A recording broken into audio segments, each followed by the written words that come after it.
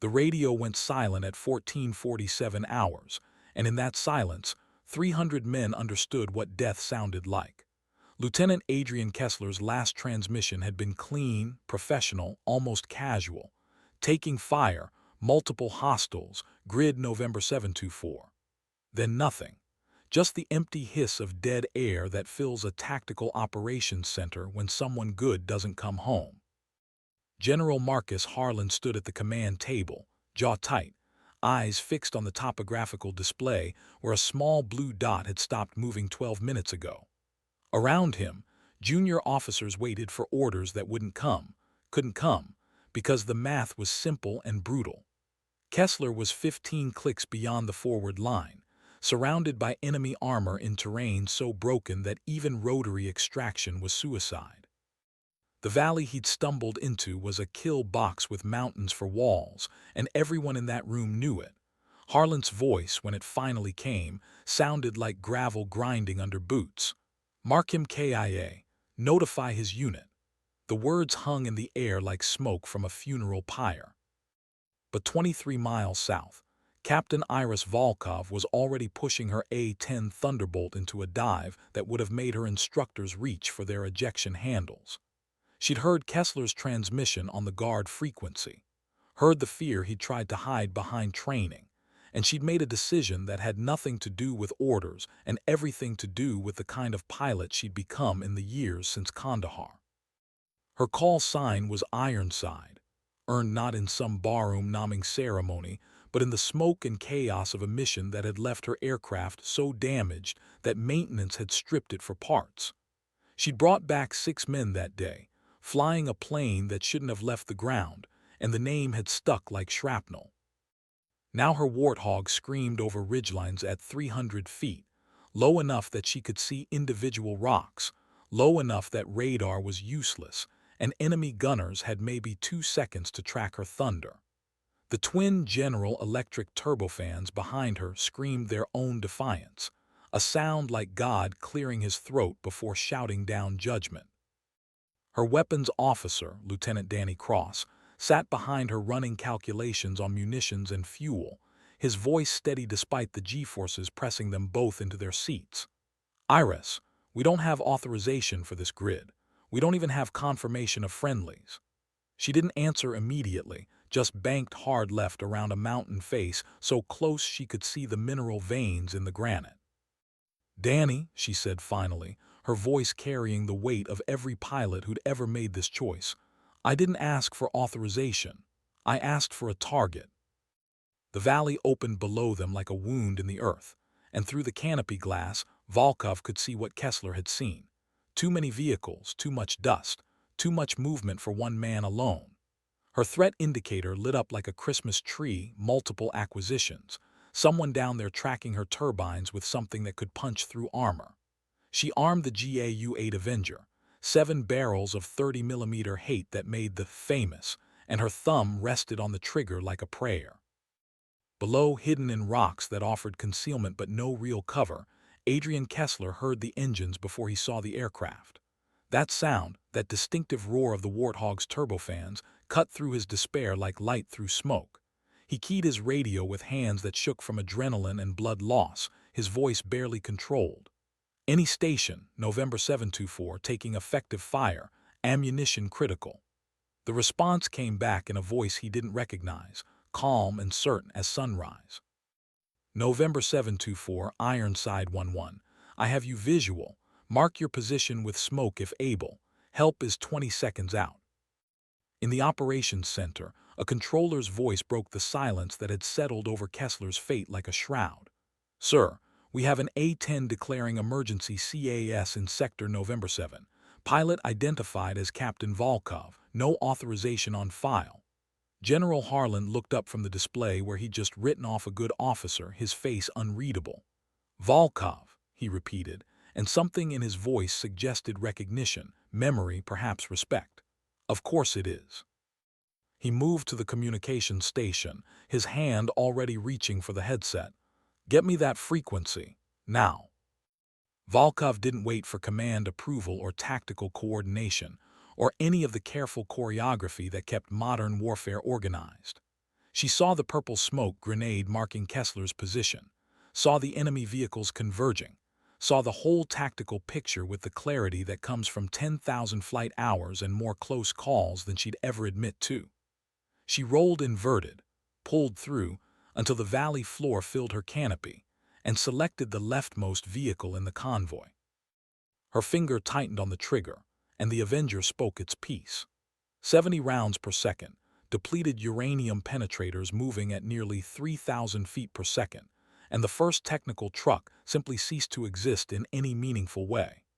The sound reached Kessler a second later, that legendary BRRRT that every ground pounder loves and every enemy learns to fear, and he pressed himself deeper into cover as Volkov's run turned the valley into chaos. The second pass came from the east, Volkov using the terrain to mask her approach until she was directly over the enemy position. She rippled off 2 rocket cluster munitions, each one splitting into hundreds of submunitions that turned a 100-meter radius into a no-man's land of fragmentation and fire. Danny's voice came through her headset, tight with stress. "We're taking ground fire, multiple sources. Threat warning active, looks like MANPADS." She grunted acknowledgement, already pulling into a climbing turn that pushed 5 GS through her body. The A-10 was built to take punishment, titanium bathtub around the cockpit, redundant systems, engines placed high to shield them from ground fire, but that didn't make incoming fire any less terrifying. She felt a shudder run through the airframe, heard the master caution alarm, but the engines kept singing and the hydraulics held pressure. "Still flying," she said, more to herself than Danny. "Still fighting." Kessler used the covering fire to move, dragging himself 30 meters to better cover while the enemy scattered. His leg was bad, possibly broken, and his left arm hung useless from a shoulder that had taken shrapnel, but he was moving and that meant he was alive. He could see 2 enemy soldiers down, 3 more retreating toward what looked like a command vehicle. Above him, the A-10 came around for another pass, and this time he got a good look at the aircraft. The nose art was minimal, just a small section of the fuselage painted in diagonal stripes, but something about the way the pilot flew aggressive, precise, absolutely fearless told him everything he needed to know. This wasn't some nugget on their first deployment. This was someone who'd seen the elephant and walked away. Volkov's third run targeted the command vehicle directly. She came in from the north, following a ridgeline that put her below the mountain peaks, and when she cleared the final rock face she was less than 200 feet off the deck. The Maverick missile came off the rail clean, its seeker head locked onto the vehicle's heat signature, and she pulled up hard to avoid the blast radius. Behind her, the missile found its target, and the command vehicle converted into shrapnel and smoke. Danny's damage assessment was immediate. Direct hit, secondary explosions, that was their command element. She allowed herself a thin smile, banking around for what she hoped would be her final pass, but the smile died when her threat receiver screamed and her right engine fire warning lit up red and angry. The missile had come from her 6 o'clock, something handheld, probably an SA-7, and it had found the right turbofan despite all her countermeasures. The engine didn't explode, the A-10 was too tough for that, but it did quit, turbine seized, and suddenly Volkov was flying on one engine at low altitude in hostile territory. Danny's voice was remarkably calm for a man who just watched their engine die. "Right engine failure. Airspeed falling. We need altitude or we need to eject." She pushed the throttle on the remaining engine to maximum, felt the aircraft shudder and shake, felt it trying to roll right from asymmetric thrust. "Negative on ejection. We still have 1 man down there." Her hands moved across controls with the muscle memory of thousands of hours, trimming the aircraft, compensating for the failed engine, coaxing performance from a machine that was now operating on 1 good engine and pure determination. In the operations center, the controller's voice had lost its professional detachment. "Ironside 1-1 reports engine failure, continuing support of November 724. General Harlan stood perfectly still, his eyes locked on the display where 2 aircraft symbols, 1 blue, 1 red and flashing, moved through the valley like dancers in a deadly ballet. Every officer in the room understood what they were witnessing. This wasn't tactics or strategy or even particularly good decision-making. This was something older, something that lived in the heart of every warrior who'd ever carried a wounded comrade off a battlefield. "How long can she stay airborne?" Harland asked quietly. The controller checked his data, did the math, looked up with eyes that had seen too many pilots not come home. "On one engine in that terrain, sir, she shouldn't be airborne at all." But Volkov was airborne and she wasn't done. She lined up for one more gun run, one more pass to keep the enemy scattered while Kessler found better cover. The A-10 flew crooked now, yawing right, wanting to roll, fighting her every second. Her left hand held the stick in a death grip, making constant corrections, while her right worked throttle and trim. The Avenger had maybe 3 seconds of ammunition remaining, and she intended to use every round. She dove toward the remaining enemy position, let the targeting pipper settle on the largest concentration of vehicles, and held the trigger down until the gun ran dry. The valley filled with that terrible grinding roar, and when she pulled up slower now heavier, the aircraft protesting every maneuver she saw enemy troops running, abandoning vehicles, abandoning the fight. Kessler's radio crackled with that same calm voice. "November 724 Ironside, enemies dispersed. Can you move to grid November 728 for extraction?" He looked at his leg, looked at the distance, did the math. "Ironside, affirmative, will take me 15 mics, maybe 20. There was a pause long enough that he thought he'd lost the connection. Then, "November 724, I'll be here. Take your time. I'm not going anywhere." And somehow, despite the engine failure and the threat indicators and the very reasonable voice of Danny Cross suggesting they climb for altitude while they still could, Kessler believed her. He started moving, dragging himself meter by meter toward the extraction point, while overhead a crippled A-10 flew slow circles like a guardian angel with failing engines. The rescue helicopter arrived 18 minutes later, a Pave Hawk with door gunners who'd heard the whole thing over tactical nets and came in ready for a fight. But the fight was over. The valley was quiet except for smoke and small fires. Volkov had kept her circle, flying lower and slower as her remaining engine lost power, burning fuel she couldn't spare to keep one wounded officer covered.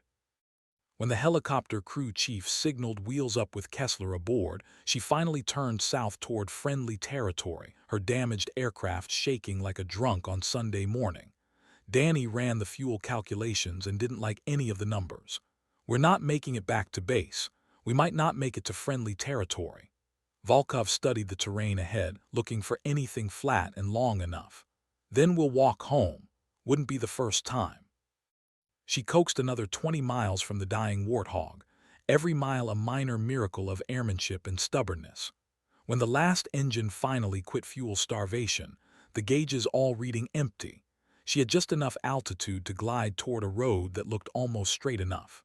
The landing was controlled chaos, the bellying in on the asphalt, sending up sparks and smoke, shedding parts but keeping its crew alive. When they finally stopped sliding, half a mile of scarred road behind them, Danny looked over at Volkov with wild eyes. "I'm never flying with you again," he said. She was already unstrapping, already checking for fire, already planning the next move. "Yeah, you will," she said, and she was right. The awards ceremony came 3 weeks later, held in the same operations center where General Harland had marked Kessler as KIA. The entire division staff was there, dress uniforms and medals, and all the pageantry the Army could muster when it wanted to celebrate rather than mourn. Volkov stood at attention while Harland read the citation for the Distinguished Flying Cross, words about valor and skill and devotion to duty that somehow failed to capture what everyone in that valley had witnessed. When he pinned the medal to her uniform, he leaned close enough that only she could hear. "I told them we'd lost him," he said quietly. "I'd given up. You didn't." She met his eyes, this general who'd commanded thousands of soldiers through 2 wars, and gave the only answer that made sense. "Sir, I heard him on the radio. He wasn't dead yet. That meant he still had a chance." Kessler was there too, standing on a leg still healing, his arm in a sling but his posture parade ground perfect. When the ceremony ended and the crowd began to disperse, he made his way to where Volkov stood accepting congratulations from pilots who'd once whispered that she was too aggressive, too emotional, that women didn't have the temperament for close air support. He waited until she was alone, then extended his good hand. "I never properly thanked you," he said. She took his hand, her grip firm. "You were never properly supposed to need thanking. You were supposed to stay out of kill boxes." He smiled just a little. "I'll work on that, but Captain, why risk it? You didn't know me. You didn't know if I was worth saving." She considered the question, this thing that so many people had asked in so many different ways since that day. "Lieutenant," she said finally, "every pilot who's ever flown close support knows that calculation. Is this worth my aircraft? Is this worth my life?" And every time the answer is the same. If there's still someone down there fighting, still someone calling for help, then yes. Every single time, yes. The thing about legends is that they rarely start as legends. They start as decisions made in seconds, actions taken when the easy choice would be to turn away. Volkov's career didn't change overnight. She went back to flying missions, back to the routine of combat operations and training flights and all the grinding mundanity of military aviation. But something had shifted in how people saw her, in how young pilots talked about her in the ready room. The call sign Ironside took on new weight, new meaning. It wasn't just about the Kandahar mission anymore. It was about the kind of pilot who hears, "We lost him," and responds with, "Not yet, we haven't." 6 months after the Valley mission, Volkov was in the same operations center when another call came in. Different grid, different soldier, same impossible situation. She was in the air before the briefing finished, Danny Cross in her back seat because he'd lied when he said he'd never fly with her again.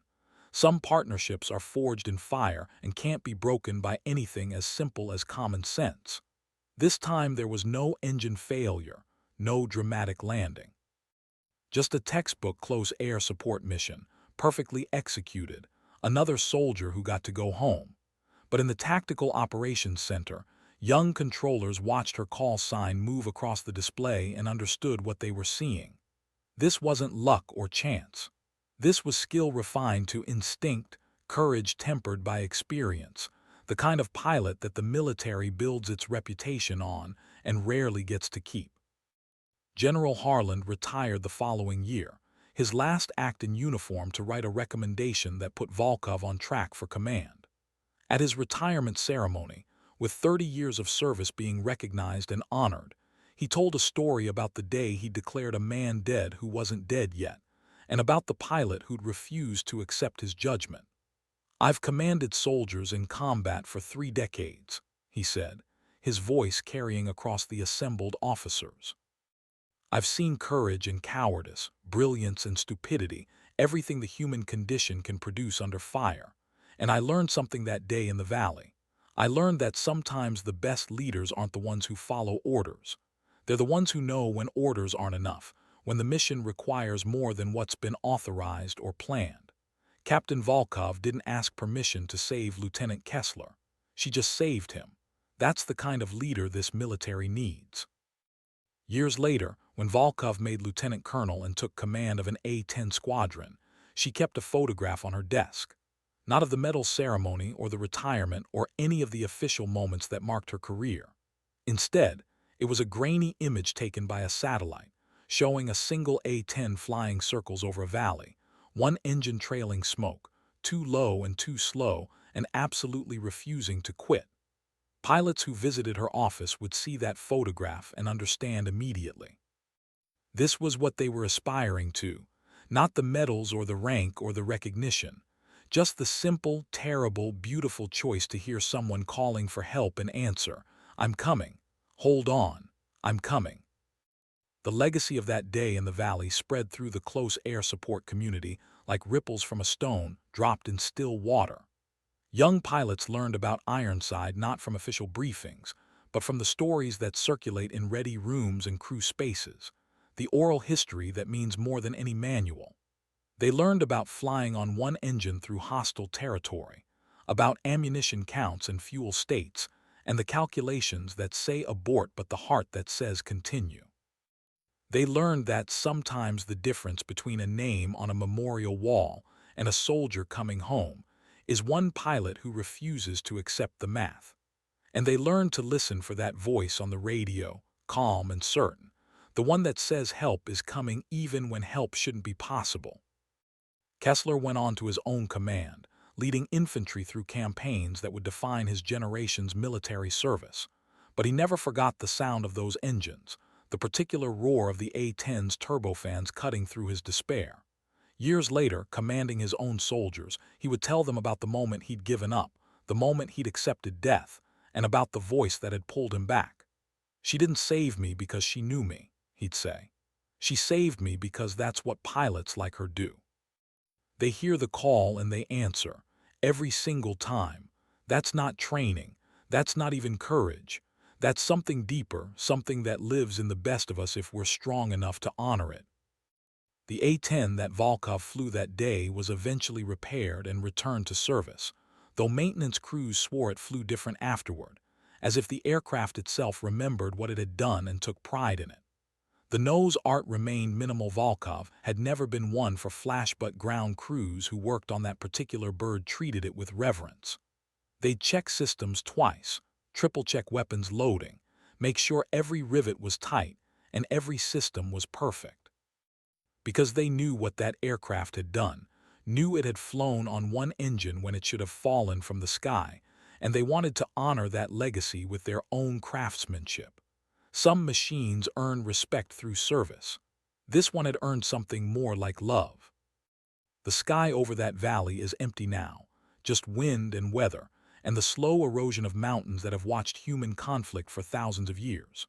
But the story remains, passed down through generations of pilots who will never fly an A-10, never feel the specific weight of that aircraft's controls or hear the particular song of its guns. The technology changes, the aircraft evolve, but the heart of it, the essential choice to go when others would stay, to fight when others would flee, that remains constant. Volkov's name will be forgotten eventually, as all names are forgotten given enough time. But the echo of what she did, the template of courage and skill and stubborn refusal to abandon the fight, that will live as long as pilots fly and soldiers call for help. In the end, it comes down to moments, not the medal ceremonies or the promotions or the carefully worded citations. Just moments when the radio crackles with fear and the easy choice is to turn away. Moments when every rational calculation says no, but something deeper says yes. Moments when you're flying on one engine through hostile skies and someone on the ground is counting on you to be better than the odds suggest possible. That's when you discover who you really are, when the mission and the person and the moment align into something that transcends orders or rank or even survival. That's when you become what Volkov became that day, not just a pilot but a promise. The promise that no one gets left behind. The promise that help is coming. The promise that even when the general says we lost him, someone somewhere will burst low from the mountains, engines failing but fierce, and prove that lost isn't the same as gone.